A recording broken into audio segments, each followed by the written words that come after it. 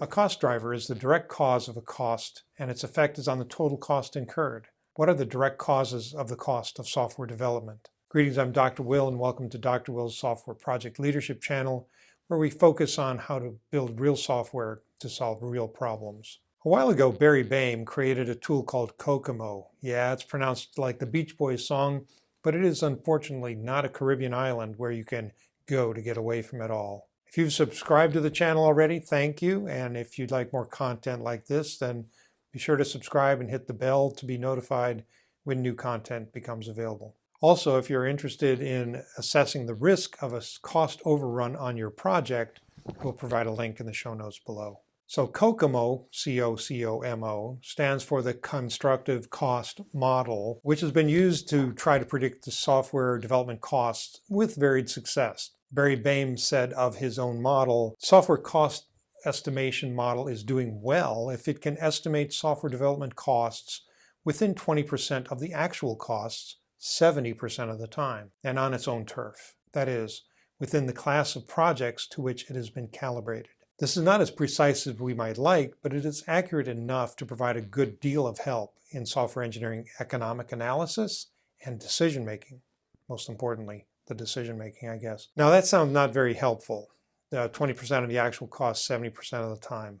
Until you realize that the next best thing is basically rolling dice or studying chicken entrails. The model begins with a size estimate. How much code needs to be developed, reasoning that bigger will take more effort than smaller, which is sort of true. Sometimes very small programs are very difficult to develop, but that's what we're going to talk about here.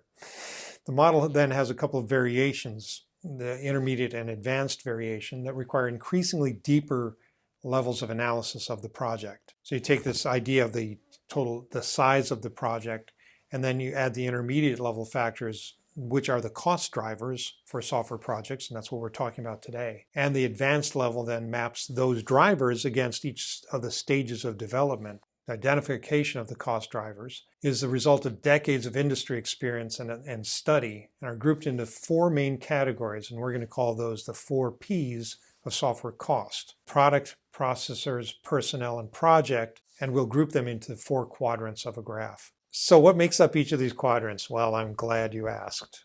The product quadrant is the set of characteristics about the software product itself. Does it have extreme product reliability requirements? What about the size of the application database? Both the number of tables and the amount of data, both of those are important here. What about the complexity of the product? Both the structural and computational complexity is important. Next is the processors, the hardware, and the characteristics of the software product's hardware environment, what its actual physical hardware it's going to run on. Are there any runtime performance constraints? For example, an embedded processor on an aircraft. Memory constraints, if you only have so much memory and that's all you'll ever have. The Voyager spacecraft, for example, is never going to get any more memory than what it's got. The volatility of virtual machine environment is if the machine environment changes frequently, that adds the complexity of the project, and the required turnaround time of getting a result back to the user. The personnel is the 3rd P, is the characteristics of the people that are building the software product. The analyst capabilities and the software engineer capabilities or developer capabilities, how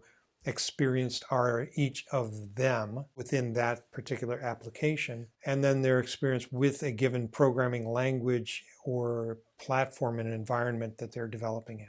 And finally, the project. These are the characteristics of the process that are going to be used to build the software product. So are the developers using software development tools like configuration management tools to help manage the configuration of the software? How about, are they applying software engineering methods? Do they have a defined process that they're following and each of them are experienced with? And finally, what's the required development schedule? Has a development schedule been imposed on the development team that they then have to conform to? All of these factors, then, of these 4 Ps, combine to increase the difficulty of building a solution.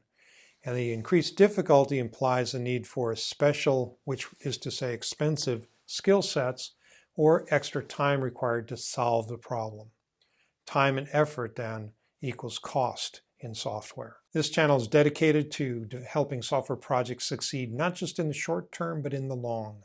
So if you'd like more content like this, then be sure to subscribe and hit the bell below to be notified when new content is available.